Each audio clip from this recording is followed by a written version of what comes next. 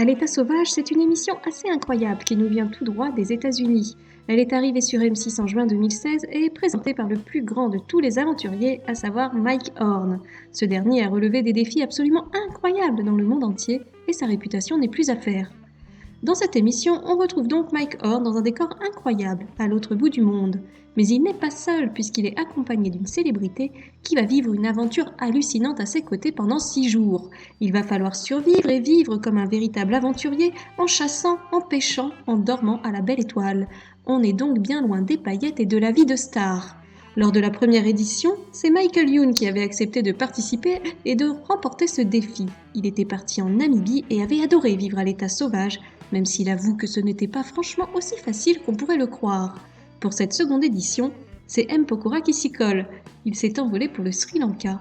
Une destination lointaine mais ô combien merveilleuse. Mais à la nature hostile apparemment. M. Pokora a vécu une merveilleuse aventure qui a changé sa manière de voir la vie. Il s'est confié à son retour au magazine Télépoche et a notamment expliqué que même si le séjour fut de courte durée, il avait perdu pas mal de poids.